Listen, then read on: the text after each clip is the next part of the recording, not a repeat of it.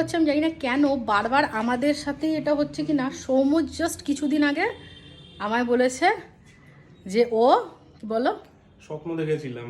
হ্যাঁ, সৌম্য স্বপ্ন দেখেছে এনার, আবার আজ আমাদেরই গেটের সামনে দেখেছি, মানে সেটা হয়েছে।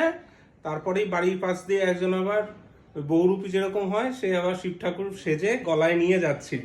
হ্যাঁ, প্লাস মানে আমি তখন বললাম যে একটা তাহলে শিব ঠাকুরের একটা পুজো দিতে হবে। আর তারপর আমি বললো যে না, মা মনসার পুজো দেবো। আমি বললাম ঠিক আছে, দুজনকেই দেবো। হ্যাঁ, মানে মা মনসা শিব ঠাকুর ভালো করে দিতে হবে, ভালো জায়গায় মন্দিরে গিয়ে।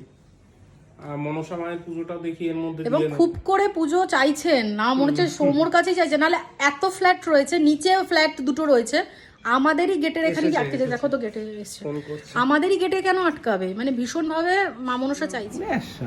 কোথায় এই তো ল্যাজ, ওই যে আমি বললাম না, আমি বললাম না চিচির করতে পারে। ওই যে দেখো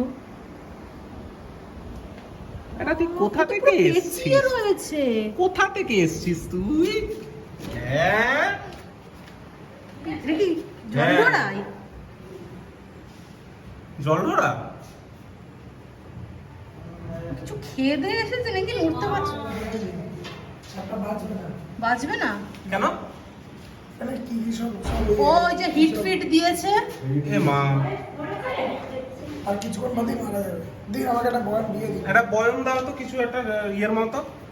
এ মা, ছি ছি ছি। বাবা ওদিকে সর, সবাই ভয়ে ওই হিট স্প্রে দিয়েছে।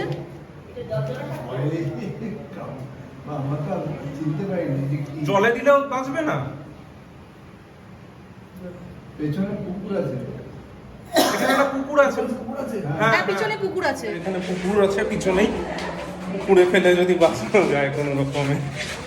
কি অবস্থা, কেউ কি চায়? কিন্তু এরকম অবস্থা হবে তো বুঝতে পারিনি। গ্যাস চালাতে হয়েছে, রাস্তাটা পুরো অন্ধকার। বাবা দেখে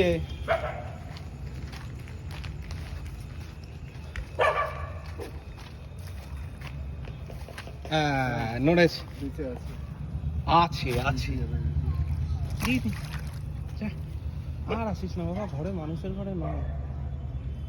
বাঁচতে পারবে না বললাম না। বাঁচবে না? বাঁচবে না?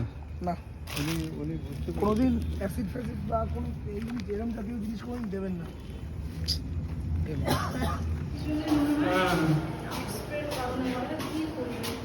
আসলে সবাই তো ভয় পায়।